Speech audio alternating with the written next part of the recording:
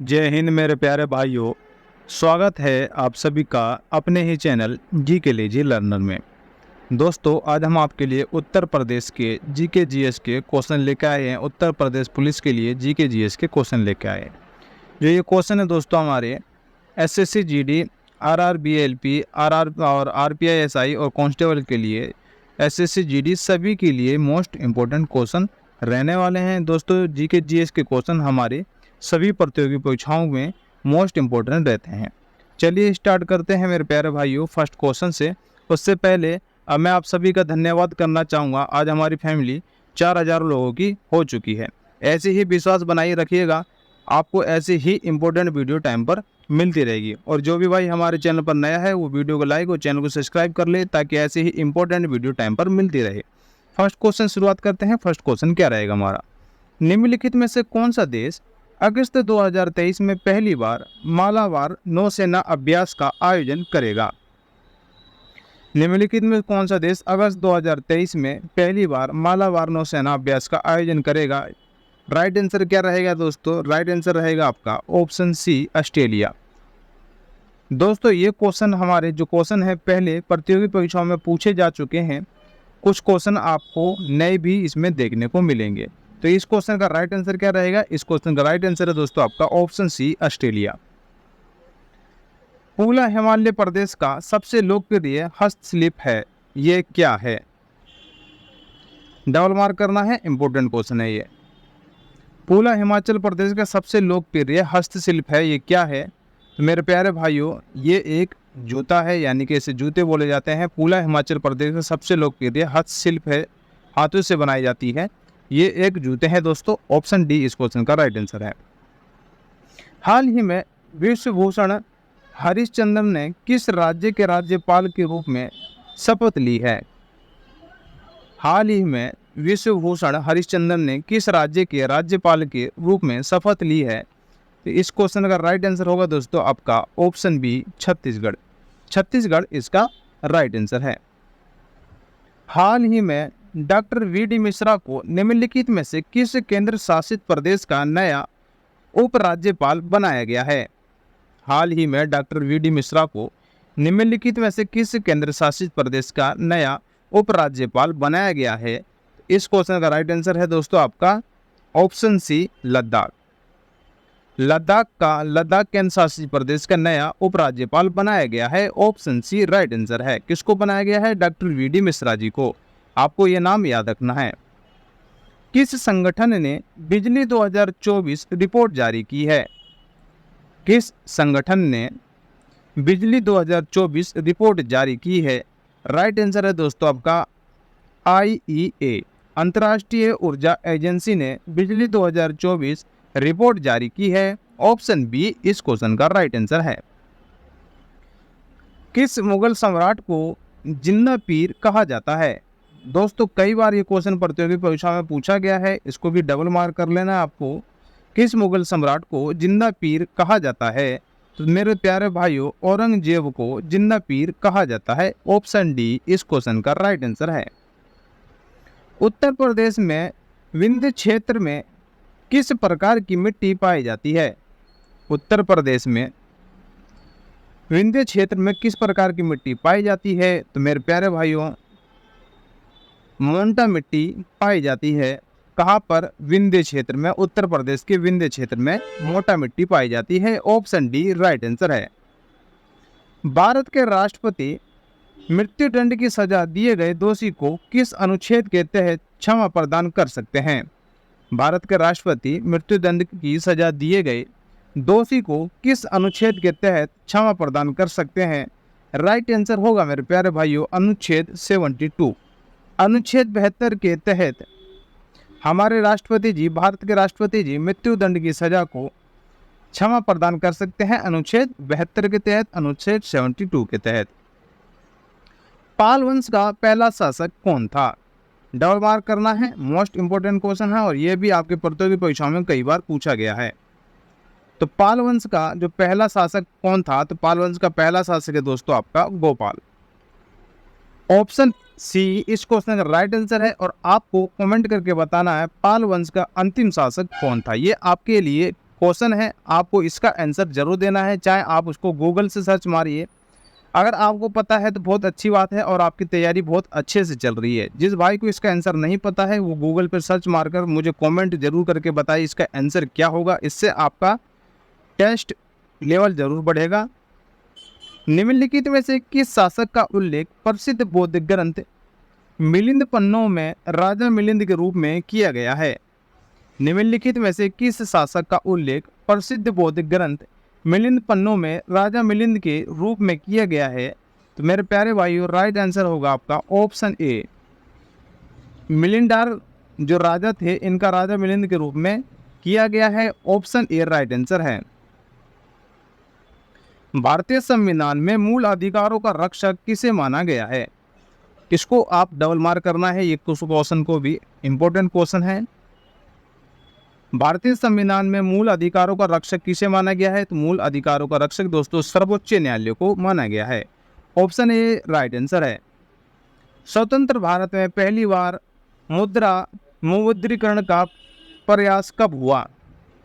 स्वतंत्र भारत में पहली बार मुद्रा विमुद्रीकरण का प्रयास कब हुआ? इस क्वेश्चन का राइट आंसर रहेगा दोस्तों आपका 1978। ऑप्शन सी इस क्वेश्चन का राइट आंसर है। नरवर का किला निम्नलिखित में से किस पर्वत श्रृंखला में स्थित है? नरवर का किला निम्नलिखित में से किस पर्वत श्रृंखला में स्थित है? इस क्वेश्चन का राइट आंसर क्या रहेगा दोस्तों? इस क्वेश्चन का राइट आंसर रहने वाला है आपका ऑप्शन ए विंध्य पर्वत श्रृंखला। ऑप्शन ए इस क्वेश्चन का राइट आंसर है। शाही लीची जिसे हाल ही में जीआई टैग से सम्मानित किया गया है, निम्नलिखित में से किस राज्य से संबंधित है? जो दोस्तों शाही लीची है जिसे जीआई टैग से सम्मानित किया गया है, किस राज्य से संबंधित है? तो ये दोस्तों संबंधित है बिहार से। ऑप्शन ए इस क्वेश्चन का राइट आंसर है। भारत में राष्ट्रीय मतदाता दिवस कब मनाया जाता है? मोस्ट इंपोर्टेंट क्वेश्चन है और सभी को पता होना चाहिए। इस क्वेश्चन का आंसर कई बार प्रतियोगी परीक्षाओं में क्वेश्चन आया है। भारत में राष्ट्रीय मतदाता दिवस कब मनाया जाता है? राइट आंसर रहेगा दोस्तों आपका ऑप्शन डी 25 जनवरी। 25 जनवरी को मनाया जाता है राष्ट्रीय मतदाता दिवस। मेरे प्यारे भाइयों, ये क्वेश्चन है हमारे पहले प्रतियोगी परीक्षाओं में पूछे गए हैं और कुछ क्वेश्चन नए हैं इसमें। तो आप लोगों को ये कंटेंट कैसा लगा है और वीडियो हमारी कैसी लगी है, एक बार कमेंट करके ज़रूर बताना है। चलिए बढ़ते हैं नेक्स्ट क्वेश्चन पर, अगले क्वेश्चन को देखते हैं। सजदा या सिजदा, दोनों में से कोई वर्ड भी आपको देखने को मिले, सजदा या सिजदा, और टेमोस प्रणाली किस दिल्ली सुल्तान द्वारा शुरू की गई थी? किस दिल्ली सुल्तान द्वारा ये शुरू की गई थी? तो ये शुरू की गई थी दोस्तों गियासुद्दीन बलबन के द्वारा ये शुरू किया गया था। सजदा या सिजदा जो भी आपको वर्ड दिखाई दे देखने को, सजदा और पेबोस प्रणाली की जो शुरुआत है दिल्ली सुल्तान के द्वारा की गई थी। दिल्ली सुल्तान किसके द्वारा? गयासुद्दीन बलबन के द्वारा इसका शुरुआत की गई थी। चलिए नेक्स्ट क्वेश्चन को देखते हैं। विलायत खान का संबंध किस वाद्य यंत्र से है? विलायत खान का संबंध किस वाद्य यंत्र से है? तो मेरे प्यारे भाइयों, विलायत खान का संबंध सितार वाद्य यंत्र से है। ऑप्शन सी राइट आंसर है। किस स्वतंत्रता सेनानी को भारतीय क्रांति की जननी कहा जाता है? किस स्वतंत्रता सेनानी को भारतीय क्रांति की जननी कहा जाता है? राइट आंसर है दोस्तों आपका ऑप्शन सी मैडम भीकाजी कामा को भारतीय क्रांति की जननी कहा जाता है।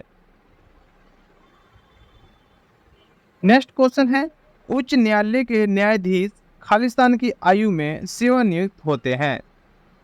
उच्च न्यायालय के न्यायाधीश खालिस्तान की आयु में सेवानिवृत्त होते हैं। तो इस क्वेश्चन का राइट आंसर है दोस्तों आपका 62 वर्ष की आयु में सेवानिवृत्त हो जाते हैं उच्च न्यायालय के न्यायाधीश, यानी कि 62 की एज में वो रिटायर हो जाते हैं। ऑप्शन डी राइट आंसर है। चलिए नेक्स्ट क्वेश्चन पर बढ़ते हैं। नेक्स्ट क्वेश्चन क्या रहेगा हमारा? निम्नलिखित में से किस महाद्वीप ने चिनूक पवन को स्नो ईटर के रूप में भी जाना जाता है? निम्नलिखित में से किस महाद्वीप में चिनूक पवन को स्नो ईटर के रूप में भी जाना जाता है? तो इस क्वेश्चन का राइट आंसर होगा दोस्तों आपका ऑप्शन डी उत्तरी अमेरिका। उत्तरी अमेरिका में महाद्वीप के चिनूक पवन को स्नो ईटर के रूप में जाना जाता है। ऑप्शन डी इसका राइट आंसर है। भारतीय महिला क्रिकेट टीम की पूर्व कप्तान मिताली राज पर बनी बायोपिक फिल्म का नाम बताइए। इसको दोस्तों आपको डबल मार्क करना है। ये क्वेश्चन आपकी प्रतियोगी परीक्षाओं में देखने को जरूर मिलेगा। इस क्वेश्चन का राइट आंसर रहेगा दोस्तों आपका ऑप्शन ए शाबाश मिठू। शाबाश मिठू जी ने मिताली राज पर बायोपिक फिल्म बनाई है। ऑप्शन ए राइट आंसर है। भारत के पड़ोसी देश म्यांमार की राजधानी क्या है? भारत के पड़ोसी देश म्यांमार की राजधानी क्या है? तो म्यांमार की राजधानी दोस्तों है नेपिडा। ऑप्शन बी इस क्वेश्चन का राइट आंसर है। नेक्स्ट क्वेश्चन है, हाल ही में खबरों में रहा पश्चिम बंगाल स्थित विश्व भारती विश्वविद्यालय की स्थापना किसने की थी? विश्व भारती विश्वविद्यालय की स्थापना किसके द्वारा की गई थी? तो ये दोस्तों की गई थी रविंद्रनाथ टैगोर जी के द्वारा। ऑप्शन सी इस क्वेश्चन का राइट आंसर है। किस देश के पूर्व प्रीमियर लीग केकियांग का निधन 27 अक्टूबर 2023 को हो गया है? किस देश के पूर्व प्रीमियर लीग केकियांग का निधन 27 अक्टूबर 2023 को हो गया है? राइट आंसर होगा आपका ऑप्शन ए चीन। चीन इसका राइट आंसर है। विस्तार क्षेत्र के अनुसार नियंत्रित किया जाने वाला भारत का दूसरा सबसे बड़ा बंदरगाह है। भारत का दूसरा सबसे बड़ा बंदरगाह आपको बताना है कौन सा है? तो भारत का दूसरा सबसे बड़ा बंदरगाह मेरे प्यारे भाइयों गंगावरम बंदरगाह है। ऑप्शन सी इस क्वेश्चन का राइट आंसर है। आपको कमेंट करके बताना है भारत का सबसे बड़ा बंदरगाह कौन सा है जो पहले नंबर पर आता है। भारत का सबसे बड़ा बंदरगाह आपको बताना है। दूसरे नंबर का आपको पता है गंगावरम, मैंने अभी आपको बताया है। फर्स्ट आपको बताना है भारत का सबसे बड़ा बंदरगाह कौन सा है। उत्तर प्रदेश के किस शहर को अपशिष्ट जल उपचार और उन उपयोग में अपने प्रयासों के लिए केंद्र का योद्धा पुरस्कार मिला? इस क्वेश्चन का राइट आंसर रहेगा दोस्तों आपका ऑप्शन सी नोएडा। वैदिक काल में चिनाब नदी को किस नाम से जाना जाता था? वैदिक काल में चिनाब नदी को किस नाम से जाना जाता था? मोस्ट इंपोर्टेंट क्वेश्चन है दोस्तों ये भी आपका। वैदिक काल में चिनाब नदी को किस नाम से जाना जाता था? तो चिनाब नदी को मेरे प्यारे भाइयों अस्किनी के नाम से जाना जाता था। ऑप्शन डी इस क्वेश्चन का राइट आंसर है। लूनी नदी किस में गिरती है? लूनी नदी किस में गिरती है? तो लूनी नदी दोस्तों कच्छ का रण में जाकर गिरती है। लूनी नदी आपकी कच्छ का रण में जाकर गिरती है। ऑप्शन सी इसका राइट आंसर है। आप एक पुलिसकर्मी हैं, इसलिए खालिस्तान की रक्षा करना आपका कर्तव्य है। आपके चार ऑप्शन दिए हैं, बताना है इसमें से अगर आप एक पुलिसकर्मी हैं तो आप किसकी रक्षा करेंगे, आपका कर्तव्य क्या है, किसकी रक्षा करना चाहिए आपको। जो लोग समाज के कमज़ोर वर्गों से संबंध रखते हैं उनकी रक्षा करनी चाहिए, या जो लोग अमीर वर्ग से ताल्लुक़ रखते हैं उनसे रक्षा करनी चाहिए, उनकी रक्षा करनी चाहिए। जो लोग मध्यम वर्ग से ताल्लुक़ रखते हैं उनकी रक्षा करनी चाहिए, या समाज के किसी भी वर्ग का या समुदाय के लोग हैं या उनकी रक्षा करनी चाहिए। अब कई लोग सोचेंगे जो लोग अमीर वर्ग के हैं ताल्लुक़ रखते हैं उनकी रक्षा करनी चाहिए। और मेरे प्यारे भाइयों ये सब आप अपनी जगह रखिए, लेकिन क्वेश्चन के हिसाब से सोच के देखिए, एग्जाम के हिसाब से सोच के देखिए। तो एग्जाम के हिसाब से आपका राइट आंसर होगा समाज के किसी भी वर्ग या समुदाय के लोग होंगे, किसी भी समुदाय किसी भी वर्ग के लोग होंगे, उन सबकी आपको रक्षा करनी है। आप एक पुलिसकर्मी हैं, आपका जो रक्षा करने का कर्तव्य है वो आपका किसी भी वर्ग का हो या किसी भी समुदाय का हो, आपको सबकी रक्षा करनी है। तो इस क्वेश्चन का राइट आंसर ऑप्शन डी है। चलिए नेक्स्ट क्वेश्चन पे बढ़ते हैं। नेक्स्ट क्वेश्चन क्या हमारा, मृत सागर एक अत्यधिक लवणीय जल निकाय निम्नलिखित में से किस महाद्वीप में स्थित है?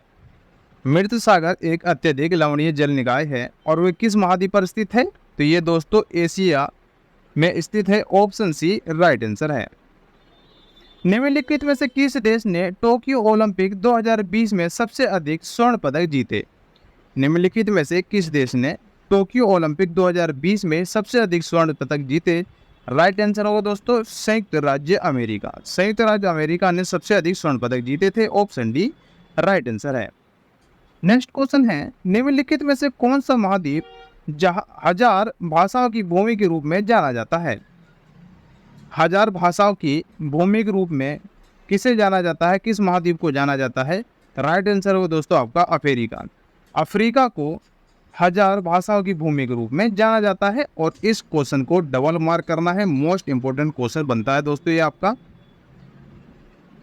पुस्तक 281 एंड बियॉन्ड की आत्मकथा है, किसकी ये आत्मकथा है? जो ये पुस्तक है 281 एंड बियॉन्ड, ये किसकी आत्मकथा है? तो ये मेरे प्यारे भाइयों VVS लक्ष्मण जी की आत्मकथा है। ऑप्शन बी इस क्वेश्चन का राइट आंसर है। भारतीय संविधान की निम्नलिखित में से कौन सी अनुसूची में भाषाओं का उल्लेख किया गया है? भारतीय संविधान की निम्नलिखित में से कौन सी अनुसूचियों में भाषा का उल्लेख किया गया है? राइट आंसर है दोस्तों आपका ऑप्शन बी, 8वीं अनुसूची में भारतीय संविधान की भाषाओं का उल्लेख किया गया है। ऑप्शन बी इस क्वेश्चन का राइट आंसर है। श्रीरंगपट्टनम की संधि पर हस्ताक्षर के साथ किए एंग्लो मैसूर युद्ध का अंत हुआ। श्रीरंगपट्टनम की संधि पर हस्ताक्षर के साथ किस एंग्लो मैसूर युद्ध का अंत हुआ?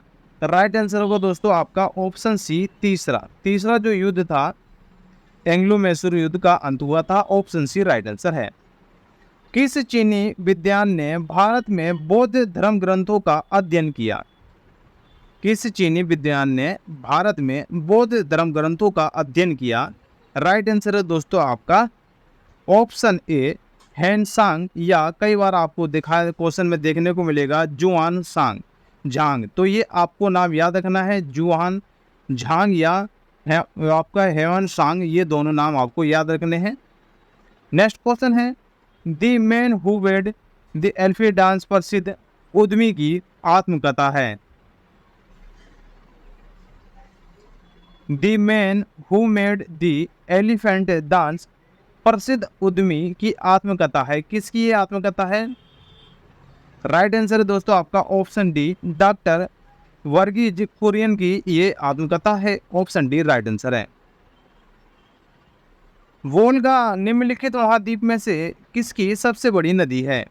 जो वोल्गा है महाद्वीप में से किसकी सबसे बड़ी नदी है? तो ये राइट आंसर होगा दोस्तों इसका आपका ऑप्शन बी, यूरोप महाद्वीपों में से सबसे बड़ी नदी है, यूरोप की सबसे लंबी नदी है। ऑप्शन बी इस क्वेश्चन का राइट आंसर है। तो मेरे प्यारे भाइयों ये हमारे 40 मोस्ट इंपोर्टेंट क्वेश्चन थे जो कि आपके प्रतियोगी परीक्षाओं के लिए बहुत ही अच्छे क्वेश्चन हैं। इसमें से कितने क्वेश्चन आपके ठीक रहे हैं, कितने का आपका स्कोर रहा है, एक बार कमेंट करके आपको ज़रूर बताना है। तो मेरे प्यारे भाइयों आप लोगों का बहुत बहुत शुक्रिया, आप लोगों ने वीडियो पूरी देखी। चलिए मिलते हैं आपको नेक्स्ट वीडियो में न्यू प्रैक्टिस सेट के साथ, न्यू मॉडल से के साथ।